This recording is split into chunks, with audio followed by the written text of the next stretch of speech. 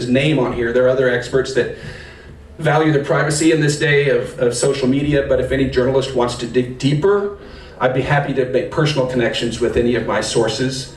So you can, if you don't trust me, maybe you can do your own digging. That's what I encourage everybody to do.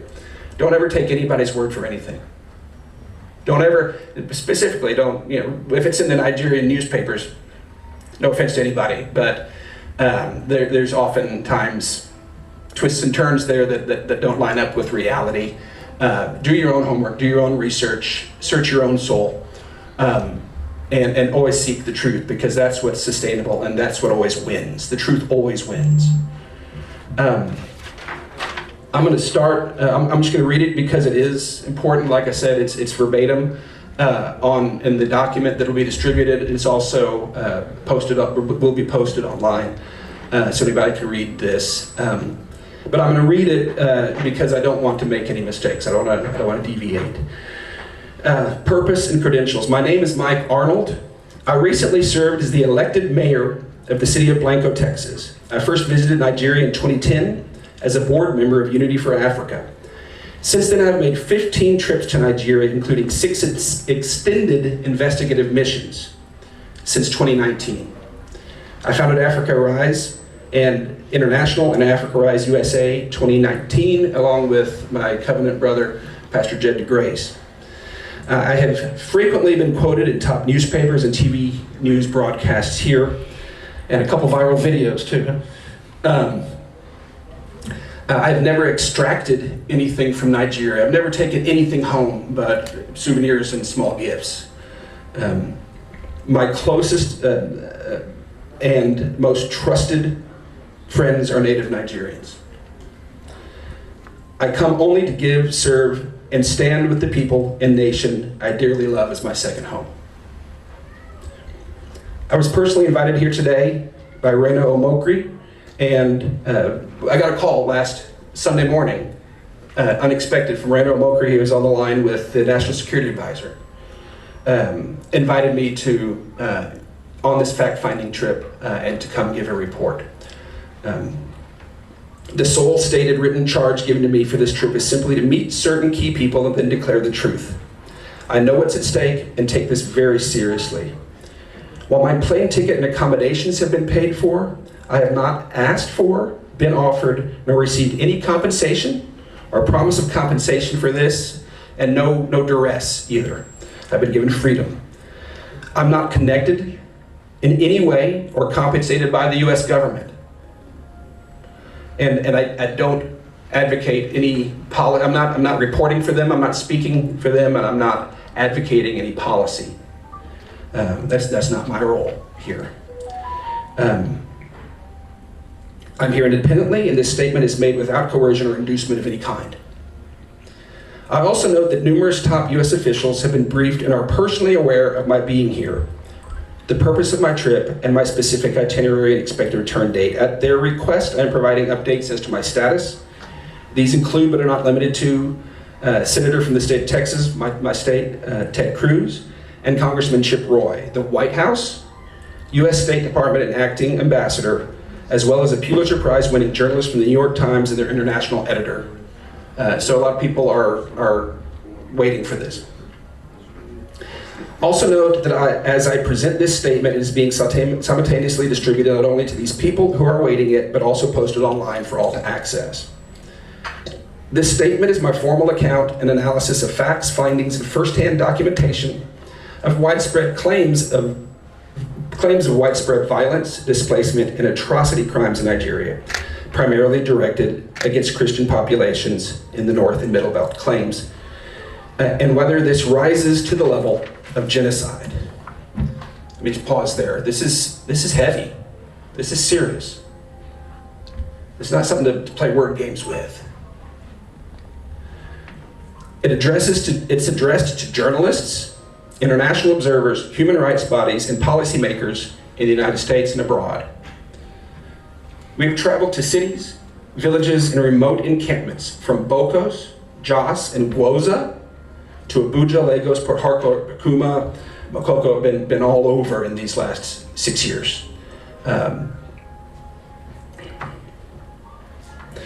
I've interviewed governors, cabinet ministers, traditional rulers, 2 former presidents of high standing, and others.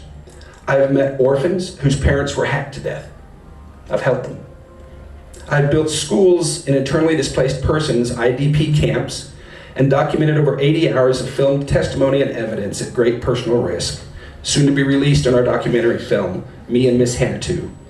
My findings carry the weight of direct personal experience. Nigeria in 2010, a nation at peace. In 2010, Nigeria was a beacon of rising prosperity and religious tolerance, often cited as the only country where radical Islam was being pushed back. Attacks were rare and sparked national outrage. Recognized IDPs were effectively zero, with only minimal displacement from localized communal conflicts. A stark contrast to the crisis that followed, marked by a 1,200% surge in IDPs the very next year, 2011, due to Boko Haram's escalation.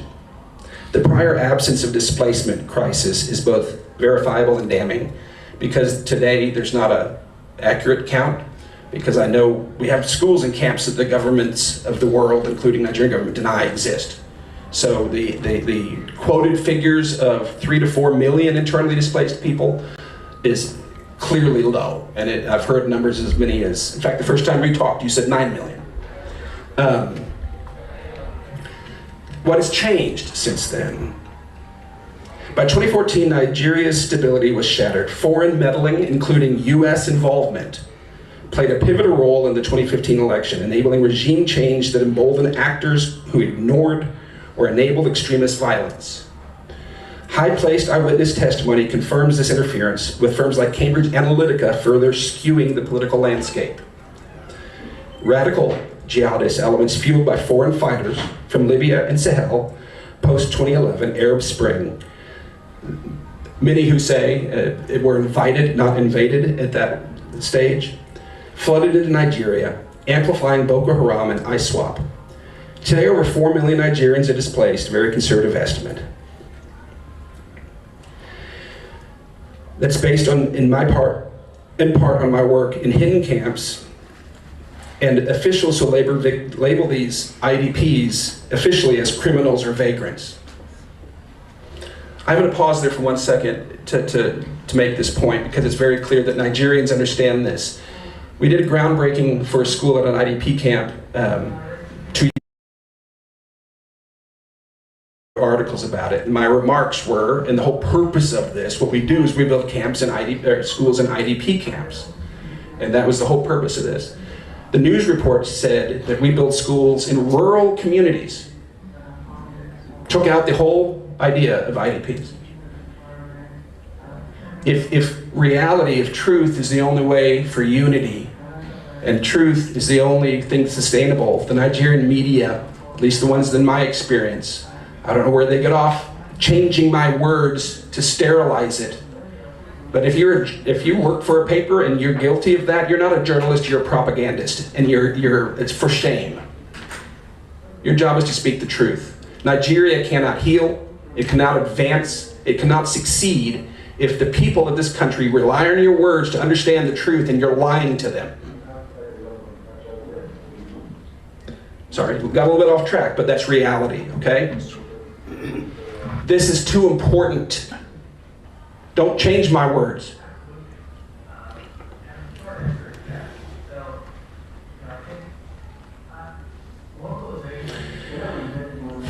The vast majority of the IDPs are Christians, driven from their homes by deliberate political engineering and radical conquest, while mostly Muslim IDP camps do exist. One of our schools serves an entirely Muslim population, several hundred children. Our team's fieldwork. Since 2019, our team has conducted relentless frontline research at great personal risk. We've interviewed survivors across multiple states. We've operated schools in 2 IDP camps for both Christians and Muslims, with a 3rd under construction, with a present total of 550 students. We provide free, high-quality education, and we get to hear their stories and their parents' stories. Firsthand, eyewitnesses. We filmed camps the UN and Nigerian government deny exist. I could take you to them. We recorded numerous IDP testimonials. We have, in fact, a YouTube channel, My Voice Matters, with first-hand eyewitness testimonials. In late 2024, my team visited and filmed in Ngoshe, in Gwoza, LGA, Borno State, a once thriving Christian farming community, now a post-apocalyptic wasteland. Recent 2025 attacks confirm ongoing devastation, with surviving Christians combined to militarized zones where leaving risks abduction or execution. Another aside, I wasn't, of course, able to go there, but the team that did connected with a small group there that have a small church that's in the protected zone. And it was not long afterwards we got sent roundabout a Boko Haram video with members of this church having their heads cut off with dull axes. Okay? Those were our friends.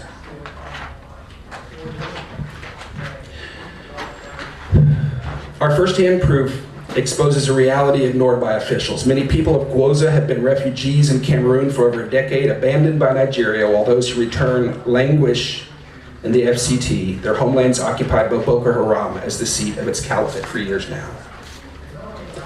Consistent pattern of destruction. Across regions and years, we've documented a chilling pattern. Churches destroyed. In Gwoza, when they came in Ngoshe, all 6 churches were burned, no mosques were burned.